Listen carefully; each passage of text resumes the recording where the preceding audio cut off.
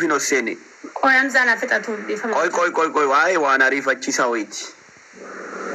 Amma yu gara Facebooki dhaqee waan hin taane barreessaara namni kuni rakkoo ofirraan ga'uu danda'a. Namni itti dhiyaatan jajjabeessaa jirtanii quba qabdanii yaa rabbi kiyya edanuma na fudhadhu jedhee barreessaa jira Facebookidhaan.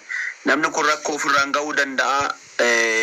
Agasumaafuu argitanii nama mataa jirutti sabbata maran jedhanii.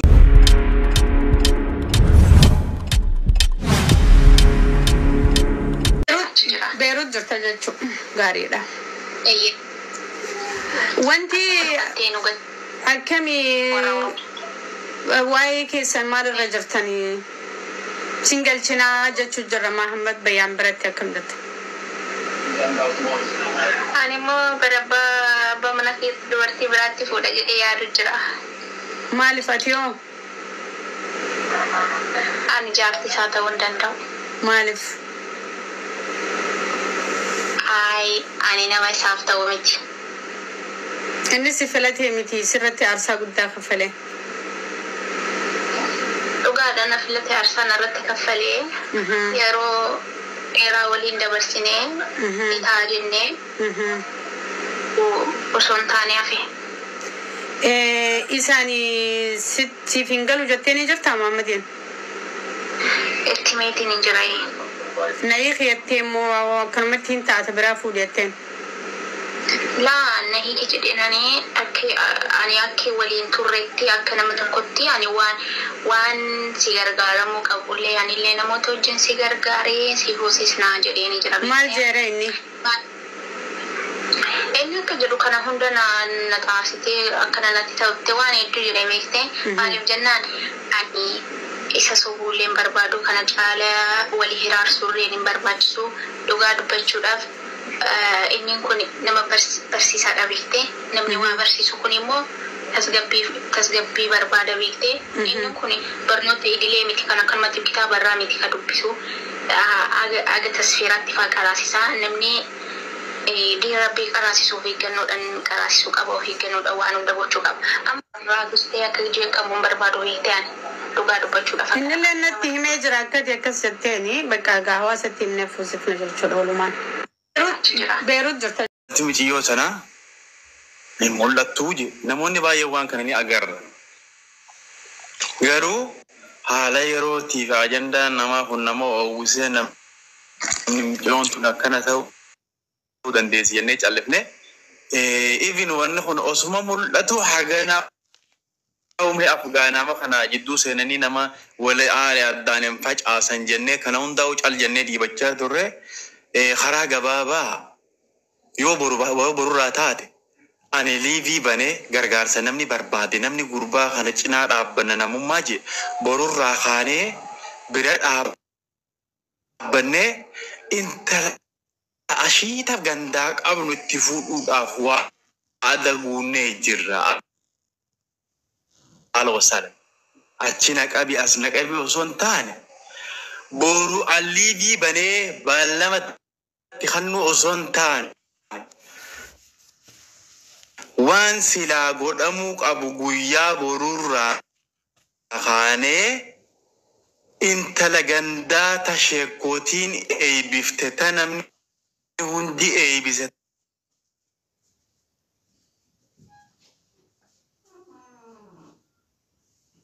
Ta naamusa qabdu ta miidiyaa irratti illee hudduu olin qabatin naamusaan itti fuudhuu dandeenya. Halkanii guyyaa asumarraa waan kana mee afjoolleen tun wal dhabdee miciyyoon tunis amma amantaa kana dhufte afichomee miciyyoo tanallee waan hin jennuuni afichomee ni bayyanatti afichomee jechaa oollee as geenya malee waan hunda ilmi namaa laalee arga. Miciyyoo tana yoomiin irraa gale'an akka nama tokkootti aboo nam tokkotti hin dubbatinaadha. Paaspoortiin haa ergaan jedhe huno booniyye dawwalaa Mahammad Bayyaanit dawwalaa Hamzaan galgalatti paaspoortiin haa ergi tikeettaan sii muraay je'e moo hin jenne ja'ani gaafadha osoo ilma namaa tokkon dhageenyeen tikeeta isinii muree boru galtaa guyyaa sadii ka tikeeta sii muru ana yoo duraala kum tokko ta'e kisha kiyyaa baaseetiin muraa natti ergaan jeen galgala wali mari'adheetiin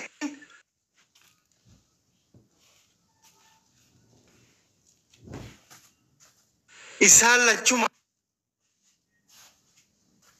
rabbaa jaanii addaan kutan miciyyoon guyyaa tokko ooltee guyyaa kaan ani baqaalettiin nadidde baatii lamaan takka naa daleeydu malee dhiyootan hampiisaa sii dalageettee nadidde guyyaa saniin wala booniyyee fi wala kooniyyee jibbee jalaa dhaabbatte yaa akhi ijibbaadha waan kanarratti amma waggaa hagana dubbate akka nama ifii jiruu tolfatee jirnu laattanii agartan murteessuudha waan kanarratti haasawa achi naqabii qabne waan kanarratti hirmaannee mee mi'uutu gadi sasamsa namni hundinuu waan kanarratti hirmaannee guyyaa boru alliibiini bana yoo barbaachisaa ta'e mana kiyyaniin bana osoo hin qabne obboleessa keenya kana waa hundaan gadhaabuu danda'uu ni qaba tagara mitiyyoo akkuma dhuubbattetti haadhuu hidhu sanii isiinuu akkatti deebisa gara namaa biraayis ni agarti. Guys, amsa bilbilaat rakkisaa jira monitor kin beeku family maaliif yeroo tokko koppiniin kin goone dhimma ustaasaa kana Hamzaa wajjin finna Hamzaa lamaan Hamzaa Hashimii fi Hamzaa Hajii wajjiniin murtii rageenyaa addaan baana galatooma taaptaabiif koppiniin kii bakka takkaan godha Hamzaa networkii rakkisaa jira Hamzaa Hajii gabbuu yoo deebii galatooma family wallahi rabbii namtu Haydar Abdii isa dubbatu Haydar Abdii carraa kenname. Ayyee Haydar itti dubbadha hangaa Hamzaan dhufu guys taaptaabii Assalamu alaikum warahmatullahi wabarakatuh. Kulli kesana kamitti nagara jecha dhugaa dubbachuudhaa fi ani waan yaada kiyyaa waan natti fakkaatu dubbadhu waan isin gammachiisu immoo dubbadha. Maal jechuu barbaadeen nama na gargaaraa jedhe hin gargaarinaa hin gargaaru jechuun hin taatu.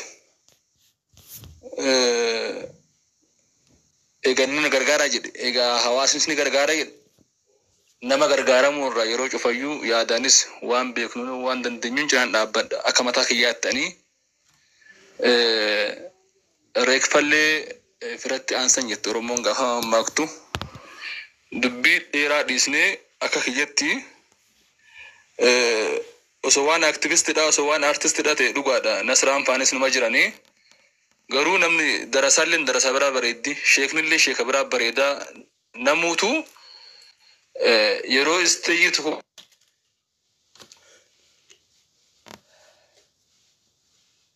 waltajjii artistidha yoo ta'e artisti sen cinaa kataa'u artisti isa fakkaatu manguddoos yoo ta'e manguddoo cinaa ta'a sheekallee ulamaayis yoo ta'e ulamaayii cinaa dhaabbata cinaa ta'a akka haasawa Ustaaz Hamzaa irraa dhagahetti Ustaaz Hamzaan Haashim garmalee gochii obboleessa keenya irratti raawwatame akka sagaraa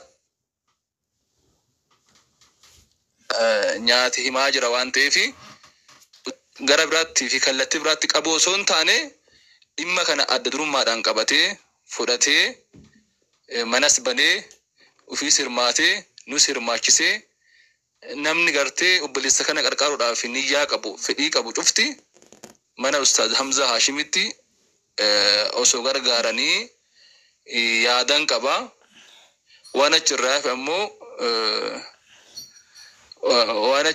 ammoo miidiyaa kana gubbaa abbaan manaa fi manaa feetawwan hamaa miti waan gaariis osoo wal guurtanii dhufuu baattanii jireenya keessan lafarra jiraattanii yoo rakkattan nutuu barbaanne isin dhufuu jirra mana ilaa manaa keessan dhufna rakkoon qabu yoo rakkinni jireenya rakkinni dhuunfaa yoo jiraate kanaaf Ustaaz Hamzaa inni geessame Ustaaz Hamzaa Abdii Geetaachoo galchi isin nama sheekaati Nasra Abdii Geetaachoo galchi isin nama sheekaati waan kana dhimma kana qabadhaa nuti isin jira hiriirra obboleessa keenya namni rabbi laffiseef haa gargaaru ammumallee guyyaas ta'aati wajjin itti qaba haasaanii deemuun sirrii miti Abdii argaan qaba sa'aatii qaba Hamzaa Haashim irraa hin bu'inaa Abdii Geetaachoo mee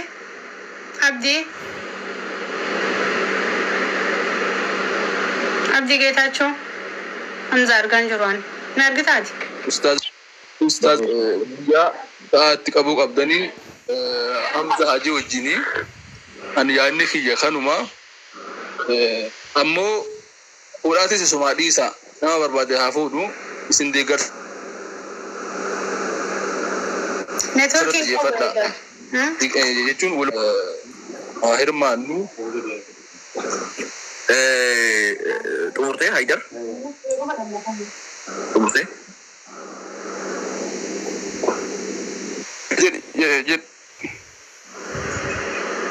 amma akkana goona karaa gabaabaa Harargeen namarraa naftu abadan Harargeen adda nama isaa alagaadhaaf unigaa qabeenyi isaa alhamdulillah rabbiitti kennee jiraatu nama kana ammoo wama xiqqoo tokko walitti wallee jennaan waan isa barbaachisu hundaa uni goonaaf fedhu mana kiyya haa ta'u fedhu mana Hamzaa Haajii haa ta'u fedhu mana kan kee haa ta'u garuu mucaa kana mooraalii isaa eeguuf jecha dirqama namummaati wanni kun walaa dhiiraa walaa shamaraa yoo dhugumaan gartee rabbirraa waa arganna jettan mucaan kun akka kiyyaatti ilaala akka waan qalbii qabeette jechuudha akka waa wanni kun irra ga'e utuu irra ga'e akkam taatan jechuudha wanni kun namummaadha wanni kun isinii galaamti kanaaf hundi namaatu onnatee kutatee lafaa ka'ee yoo nuti Ustaaz Muhammad Booniyyee kana gartee maal Booniyyee mabuudha maqaa siituu hin kaafnuuti Ustaaz Muhammad Bayyaan yoo gartee inshaa Allah bakkaan isan keenye rabbiin keenya nu arga inshaa Allah fedhii rabbiitiin garuu hundi namaatu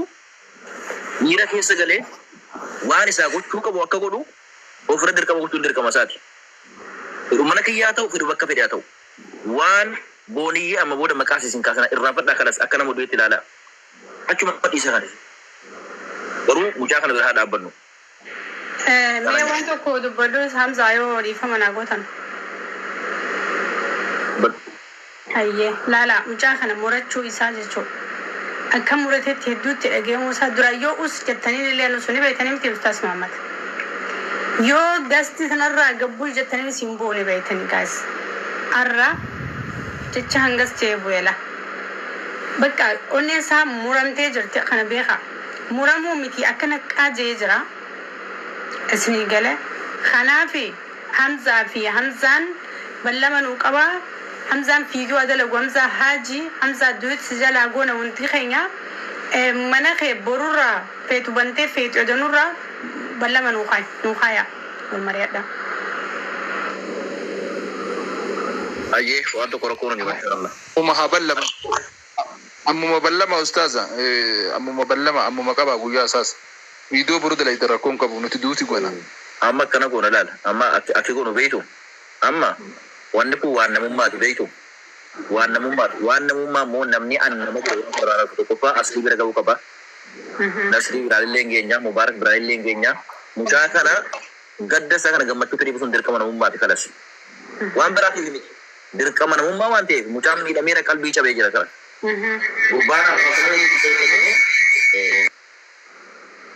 gurbaan arrafamee xiqqeeffamee miira keessa galfamee dogongorsiifamee namni duuti irra dalagee gartee jazaa ofii argatan rakkoon jiru garuu nama gadde kana gadda isaa gammachuu fedhii sun dirqama namummaa waan ta'eef hundi keessanuu murataa lafaa kaa'a. Hamzaan Hajii yookaan mana isaa ta'u yookaan mana kiyyatti haa ta'u garuu nama hunda beeksisaa waan kana. Dirqama ni beeksistaa Hamzaan isin beeksisaa atis ni beeksistaa nutis viidiyoo dalaynee beeksisnaa yookaan viidiyoo isin dalaydan Hamzaa ati dalagi ati isin lachuu dalagaa viidiyoo du'eet isin galaa goonaa viidiyoon isin dalaydan viidiyoo feemasootatti iyyannaa qabduu fi hawaasaa nuti kallattii hundaan bittinneessinee isiniif biraan geenya du'eetii goonee isinii galee Oromoo. Nasra waan tokko jechuuf hin hosseene. Qoy Hamzaan afixatu dhiifama. Qoy waa'ee waan ariifachiisaa wayiiti. Ammayyuu gara Feesbuukii dhaqee waan hin taane barreessaara namni kun rakkoo ofirraan ga'uu danda'a namni itti dhiyaattan jajjabeessaa jirtanii quba qabdanii yaa rabbi kiyyaa edanuma na fudhadhu jedhee barreessaa jira Feesbuukiidhaan. Namni kun rakkoo ofirraan ga'uu danda'a agasumaafuu argitanii nama mataa jirutti sabbata maran jedhanii nama jirutti intalatti fuudhanii gargaarsa godhanii fi ammumayyuu maaf hin jajjabeessine quba qabdanii namni itti dhiyaatu yoo jiraattan yookaan namni naannoo isaa jiroo jiraate namni kun jaalatee amma waan meeqaa jedhee namni meeqa itti duulee rakkoo meeqa irra ga'e amma saniifuu inni rakkoon kunillee itti jirti. Haydar kiyya yeroo tokko si gabbisee abdii gadacha ol galchoo. Kanaafuu dhaqaatii namni itti dhiyaatan itti bilbilaati yookaan nama ollaa isaa ijoollee biyya keessa jirtu dhaqaatii bira akka dhaabbatanii jajjabeessan rakkoo akka ofirraan hin geenye. Abdii erga dhiirri darbi sinar guggastiin guutuudha. Abdii Geetaachoo.